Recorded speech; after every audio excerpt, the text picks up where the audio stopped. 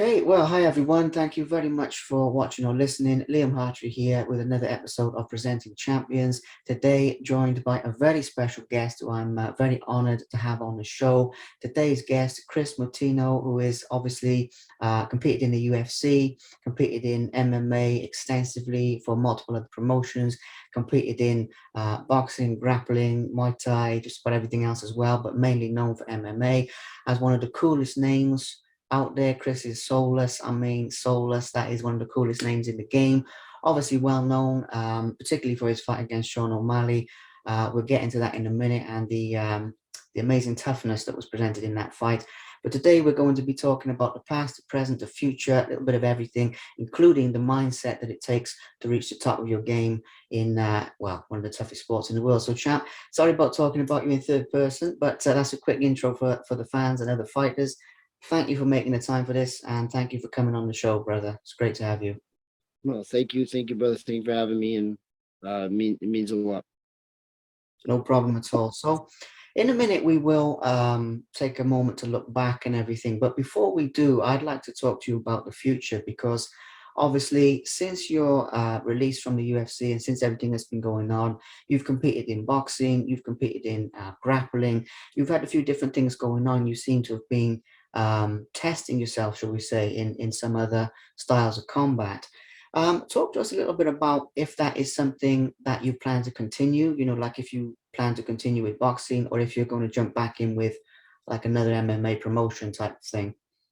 Yeah, I'm definitely gonna go back into MMA at some point. Right now, I think I'm gonna do another boxing match. In the meantime, and right now I'm just trying to figure out myself. I'm just trying to figure out what's been going wrong in the last few fights. You know what I mean? I have some mental blocks that I can't seem to get by. That's the thing nobody talks about in this world is, man, we don't talk about it enough. As men, we suffer depression, more than we like to let on. Men, it's held down as like a negative thing to talk about it and show. So right now, I'm just been going through myself and trying to figure it out. The last few fights I had, even that last boxing, I had a last boxing match beginning in November, and I just couldn't perform. And there's been something going on with when I get everything feels great all camp and everything goes well until I get into the ring, and then I'm not me. That switch that used to turn on doesn't turn on, and then it takes me a very long time to finally feel like I'm fighting. So right now it's just that we're just trying to work on that, working with talking to my coaches and figuring everything out, and we're just gonna just do some things that don't matter as much to me. MMA is everything to me. You know what I mean? It was my whole life. It was everything that I've dedicated myself to. And again, I don't want to go in there and not perform anymore. You know what I mean? The last couple fights in the UFC, and I don't know if that was it or the just the mental hurdles. It just hasn't turned on. So again, the boxing matches just a way in the jiu-jitsu matches, just ways to compete and stay active and try to figure out these little things that I gotta love again. Well, first of all, champ, let me just say, the honesty and the sort of candor that it takes to share that, I got a lot of respect for that, by the way, because as you say, as men, we do tend to bottle things up and not share how we're feeling and all that type of stuff. And, it's not healthy. So that's not even the question, but it's just a lot of respect for putting that out there. First of all, for yourself personally, but also for other people who may be going through a similar type of thing. And you showing them there's a way out, and I know you're still finding that way out, but it's a very brave thing. So if you don't mind me saying that, it's just just something I wanted to say. In terms of doing a bit of soul searching, shall we say, which is interesting with the whole moniker of soulless and a little bit of work, are you mainly focusing on sort of taking the pressure off yourself with these other types of matches, or are you doing anything more like any psychological work type of thing, or is it more just enjoying the process again and that type of thing? A little bit of all of that. You know what I mean? It's definitely trying to find a love for this again. Like that's the thing. That's the thing that we don't that nobody gets you ready for. It's very hard to get you ready for like the mental and the wears and tears of being in this for as long as I've been in this. I've been in this over 10 years now of my life. You know what I mean? getting beat on, the ups and downs, the roller coaster of this. So it's been a lot of this, just figuring that hurdle out again, finding love for training again. Like that's the thing that I've been lazy the last few. Like you know what I mean. In my cardio is always good. That's never going to be an issue. It's just there's things I used to do that I don't do anymore. You know what I mean? It's finding love for this again and wanting to train and enjoying training and getting through it that way. And yeah, I just started recently starting to figure out like I need to go talk to somebody, get a sports psychologist or a regular psychologist, whatever the situation is, and have somebody to unload my problems are that are my friends. You know what I mean? Yeah, because people that people close to you and people love you, they'll listen to everything, but they're gonna tell you what you want to hear. 90% of the time, you need somebody who's not gonna tell you what you need to hear. You know what I mean? Nobody wants to hurt your feelings. And that's the thing. That's the thing. Even if you have friends that don't care, they'll hurt your feelings. It's like there's still a limit to that. They'll go. You know what I mean? So again, there's a lot of things you have to I have to do. There's a lot of things everybody should do for themselves and figure it out. But yeah, it's been a long journey. The last couple of years of my life has been never really felt any of this shit in my life in the 28 years before that. So now I'm 30 now, and the last 2 years has been tough. So it's again, it's just taking day one day at a time and figuring out and making the world see who I really am, man. I have never shown like I've shown it before in the past in small shows that nobody really got to see. Now that I have all these eyes on me, it's like I'm not showing who I am, man. It's a lot. It's a lot. It's a lot of my ego. It's a lot of my pride. And man, I'm a big headed Portuguese kid from fucking Milford, Massachusetts, bro. We have a lot of ego. We have a lot of pride that we have to feed. You know what I mean? I gotta feed this shit at some point. Yeah, I get where you're coming from, 100%. I mean, I've been through it myself, by the way, but I mean, a lot of people have. And I believe, you'll come out the other side of this. And I'm not just saying that to be polite because, if you apply like the warrior mindset, like the discipline, the focus that you've applied to your fighting to solving this problem, 100% you'll get through it. I believe that. And like I say, I'm not just saying that to, for the sake of it. I really sort of get that vibe from you. Um, well, the future's bright, but yeah, bit of soul searching in the meantime, by the sound of it. Looking at the UFC itself, obviously people are going to, people want to hear about this, so we need to touch on this. Yeah. Do you feel, I mean, I've got all the respect in the world for the UFC and what they've achieved, but do you feel that being released by them was premature, a bit harsh, that they didn't necessarily give you as much of a chance? Or are you thinking that it's more sort of down to you, from what, just taking from what you were saying earlier, if you get where I'm coming from with this one? Well, it's a little bit of both. I think I should have got one more, at least one more. Again, like our first fight was kind of like it just whatever happens, happens. You know what I mean? I got that one on 10 days notice. And the second one I didn't perform. And I knew they set me up to win that fight. You know what I mean? It was a fight that I should have won. Guy who looked good in his last couple fights, but again, it's a guy that if I do that fight 9 times out of 10, I win that fight. In my head at least, in my head. I know not in most people's heads, but in my head, I would. Nine times out of 10, I win that fight. So again, I had a feeling I was gonna get cut after that one. But again, I feel like the first one shouldn't even counted as a fight. Like I took that one on 10 days notice against a guy who's probably fighting for the title in either this fight or his next fight. So again, it is what it is. You know what I mean? I can't go back and cry over spilled milk. You know what I mean? It is what it is. Like the UFC is great promotion. It's the best promotion we got. You know what I mean? They've done the most for the sport. The reason most fighters are making millions of dollars now, and they're the reason MMA is as big as it is. So I have no hatred for them, man. It's just it's just a thing that happens in the sport, man. You're only as good as your last fight, and my last fight was shit. So my last MMA fight was shit. So it is what it is. I got to go back to the drawing board, build on my skills, and get myself to a place where I can go out there and do what I know I'm capable of, and what my team knows I'm capable of. If you see me in the gym, I'm a different human than you saw out there. So I just got to go out there and do it. Sure. Well, I mean, it makes sense. It makes total sense. Um, brutal honesty. I mean, brutal honesty. So that that's good. One thing I have got to say though about obviously the Sugar Sean fight is obviously sorry to bring this up because you've probably talked about this a lot, but like with the amount of punches that landed, and there's that stat, what is it, like 177 or something, and how tough Yeah. you are. I mean, I have to be honest. I know a lot of people say this. It's insane.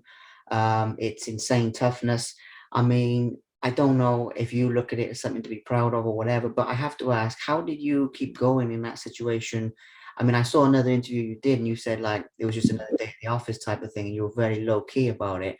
But I mean, you don't see a lot of people who can withstand that and keep on coming. Like I saw posts saying, green haired zombie, and some you got a lot of respect for that in a funny kind of way. What are your thoughts on that specifically? I have a few thoughts on it. The one is like, who's proud of just getting an ass whooping? You know what I mean? Like again, like I'm not proud of just being known as the guy who can just take a beating to his fucking head. Like, you know what I mean? Like I'm not happy with it.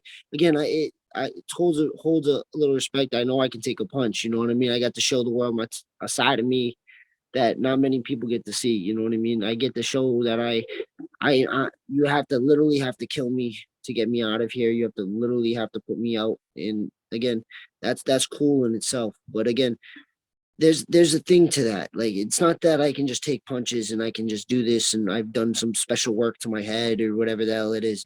You know, like I'm like I said, I'm not proud about getting just being known as the guy who gets an ass whooping, but I'm also proud I got to show that my toughness, and I got to show who I am to an extent, like I didn't get to show all my skill set and all the things I can do, but I show that I can take a punch. You're not gonna get me out of there.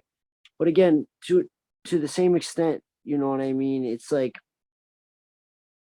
in those moments, we all have these choices that we have to make, and we all have these choices that we have to stay in there, or we have to look for the way out. And that's the one thing my coaches taught me and the coaches showed me is growing up is I'm never gonna look for that way out in that same extent, man. You're gonna have to kill me to get me out of there. You know what I mean? This sport is an easy sport where you can find the tough ones and the weak ones very fast. You know what I mean? You can find who's gonna be out and who's gonna be in. And I'm always gonna be in these situations. There's never a fight where I'm not really in the fight until the fight's over. You know what I mean? I'm kind of there. I'm kind of not, but I'm out here. I'm showing it. That fight was a good. Did a lot of good things for me, a lot of bad things for me. In the same token, you know what I mean? It gave me some notoriety. It made a few more people want to talk to me. But also, it also put me in a situation where I've put a lot of negative on myself. You know what I mean? I had a lot more access to my life. A lot more people giving me that doubt that I might not be good enough to make it. When I know I have these skill sets, I know what I'm capable of doing, and I know what I'm capable of doing to other people. You know what I mean? I was the one of the first only fighters that didn't put himself in those bad positions. You know what I mean? Like again, these you watch this fight with the Brazilian kid. Um, it was like two fights before me. I forget his name. Um, I know you. Thomas Thomas Almeida. Yeah. Again, Thomas fought a pretty similar fight to me. He was taking the punches. He was doing fine. He was landing some things, but his problem was he slipped in some shots. His body was in a little out of position. He ends up going to the floor and not being able to get back up. You know what I mean? That could have very well been me. It was. I'm not no special person. I don't do some special shit. Like it's just my head stayed in the center. My weight was underneath me, so I could take the shots a little bit better than he could. So it's that's the thing is like everybody's like, your chin's crazy, your chin's this, your chin's that. My chin's just like everybody else's chin. I just was lucky and was in the right place at the right time. Mm. Well, you've been brutally honest so far about everything, which I do respect. I mean, you're very humble about your achievements. There's a real sort of cutting honesty about this thing. Flipping this on its head for a minute. So far in your MMA career, overall, it's a big question. This I know. What are you most proud of? Now, I know that obviously, I believe that the future's bright for you personally, and like I said to you before, I'm not just saying that.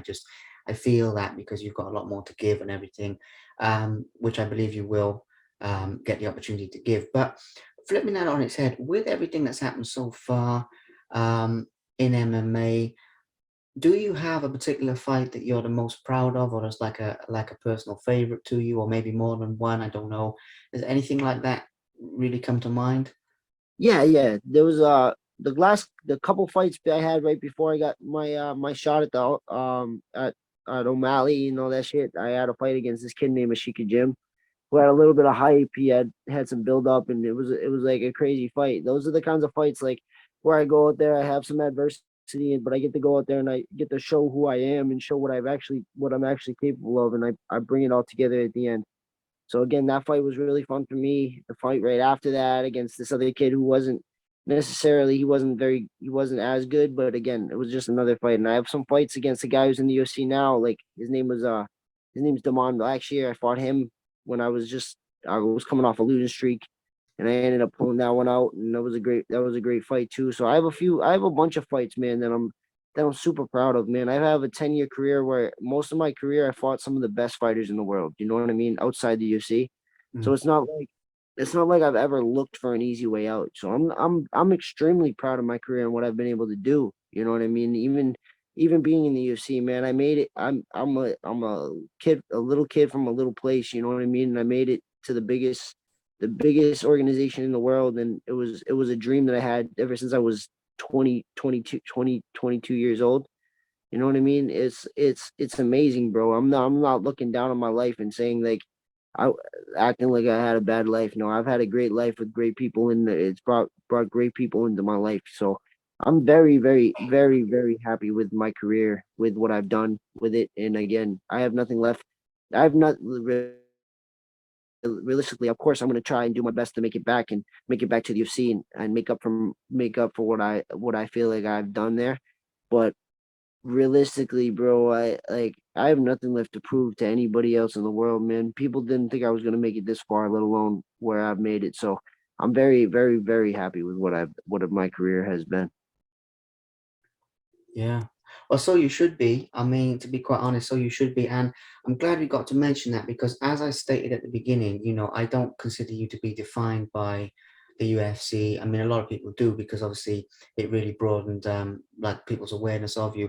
But I don't. I mean, obviously, I know with a lot of the fights you've had before with like the CES and different organizations, even outside of MMA, you've even fought in like Muay Thai and other things. And so there's a lot to be proud of. And it's like, that's part of the reason for asking that question is people sort of hone in on the UFC when there's a lot more you've taken to get there. I love the inspiration. I mean, the inspirational side of things is a big part of why I do what I do. On the subject of that, on the subject of making it and everything, you before the Sugar Sean fight and everything, I read some stuff about how you like quit your job right before the fight and you sort of went all in. I'd like to talk about that for the purposes of inspiring other people that they can make it too. And I know it sort of sounds a bit corny, but at the end of the day, you do show people from, a lot of small towns and a lot of places that it is possible to make it out of there and achieve something. Which is a big part of the reason I sort of want to talk to you as well, by the way, as well as your MMA skill set. There's like a real inspirational aspect that I don't know if you sort of realize that, but it is there. So talk to us a little bit about like that time immediately before the Sugar Sean fight and like quitting your job and what happened. If you don't mind sharing that. Yeah, of course, bro. Like I and again, I talk about that shit just because it's my truth, but it isn't like I said it on a few different podcasts, man. That's what a lot of guys in my position are doing. You know what I mean? There's a lot of guys working a shitload of hours and busting their ass and just finding time to train. But that's late. That's that's not something that's like not the norm. You know what I mean? This is what we're doing. You know what I mean? We're out here. We're trying to chase a dream, and I was working five five 5 to 6 days a week at a paint factory from the time I was 23 until till a month before I made it into the UFC. And again, I was working 50 60 hours a week when COVID hit, and just like I would go into work at like 4:30 in the morning, get out at 5:30, get out at around like 4:30 5:30, but bust out a couple hours of training, do it all over again. You know what I mean? And then it was, then we go to when COVID hit.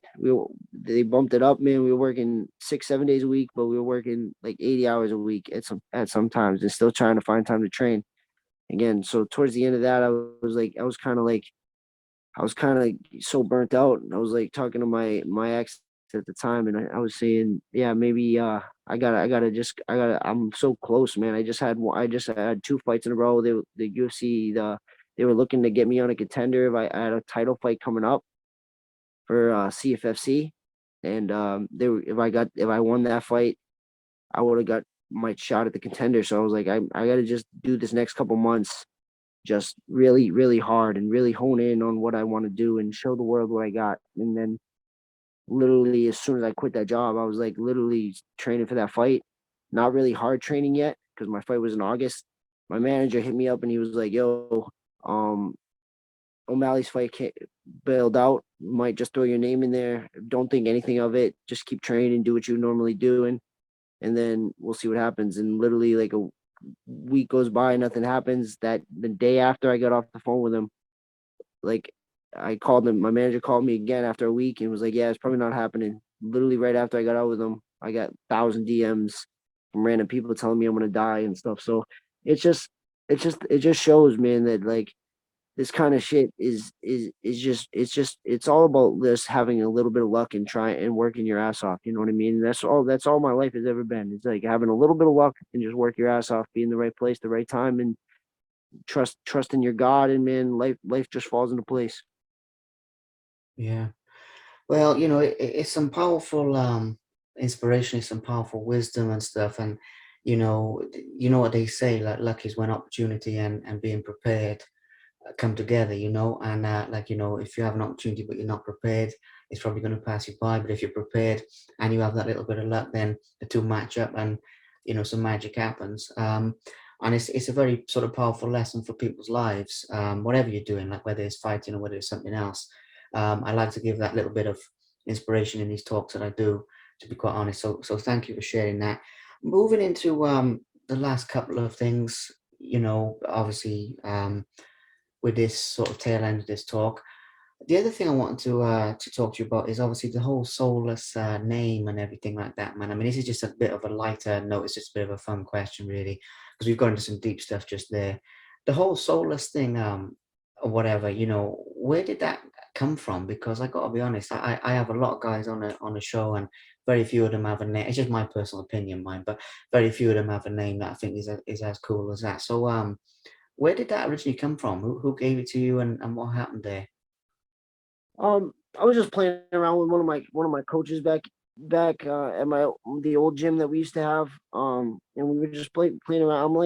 I'm big into like anime and like old like Tekken and Mortal Kombat and stuff like that. And we were just like playing around with like what would be cool, man. Like, and then I started like looking at like Shang Tsung. Like I've always liked bad guys in in the games and in the movies and all this stuff. Like in Marvel and DC and stuff like that. I've always liked the bad guys. The bad guys are a little cooler and have a little bit cooler backstory, man. And so I started looking at Shang Tsung in Mortal Kombat and how he's the Demon King. So then we just started playing with it, and then it just kind of just like stuck. We started doing like stupid pictures and making things look cool, and it just kind of just stuck with it, and it just ran out. You know what I mean? Rest is history. Yeah. Well, it's just, I'm just curious as to the backstory. I remember reading it had something to do with gaming and stuff, but it was really cool. That it's really, really cool name. Well, we've talked about some cool things here. I'd like to get your thoughts on what you'd like to say to your supporters around the world, because you mentioned earlier that there was some hate and stuff around. I don't like to dwell on that because the internet, I mean, people being brave Yeah. behind the keyboard and all that sort of stuff is that's what it is. It's being brave behind the keyboard. But flip that on its head. Look, talk about the positive people now who sort of encourage you to like try again or whatever, send some kindness and everything. What would you say to the people who support you, like genuinely support you in your career, whether they're people close to you or whether they're people even thousands of miles away like myself, but they're trying to give some encouragement type of thing? What would you say to those individuals? Yeah, man, I would say thank you all so much, man. I loved every single one of you. Every person that sent me a good message, sent me a kind word, has shown support for me throughout my career, whether you're brand new or you've been here forever. I love all of you, man. Yeah, like I don't like to dwell on the negative stuff that comes in. You feel it a lot more. But there's for every bad, every shitty message, there's been a million other ones that were great, with great people telling me how much my fight meant to them. Man, I just whatever you guys are going through, if you ever need anything from me, you need a word, you need somebody to talk to, I'm here. Send me a message, let me know. I'm here for any of that, man. I love all of you, and just keep pushing forward, man. That's all we got. That's all. The only thing we have in this world is to push forward and keep running and trying to make it up the mountain. You know. Absolutely. Yeah, absolutely. Well, I mean, we've touched on some good stuff here, champ. We've touched on like the future, the past, and hopefully a few sort of deeper things as well as just the fighting aspect. I hope so. I mean, that's what I always aim for. But yeah, I mean, all I say to you is once again, first of all, thank you for your time, but also keep moving forward yourself. I know you will anyway, and you sort of do and don't need to hear this, but I just honestly believe that the future's bright, and that you know what they say, like everything, every I once heard this quote saying, I can't remember the exact quote, but saying that basically every negative situation has a seed in it of equal or greater opportunity or benefit or something like that. I can't remember the exact quote, but basically it's like from every negative situation, something positive can come out of it. And I think in the long run, when you come back, you just come back in like beast mode and be twice as strong as you were before in every aspect. And maybe, what's a rough situation now will turn out to be something good. I don't know, but I believe so, and I hope so. But anyway, that's enough of me waffling. Thank you for your time, and hope you enjoy the rest of your day. You've got more of it to go, but I appreciate you making the time for this, champ. Thank you. Anytime, brother. Thank you for having me so much. Absolute pleasure. All right.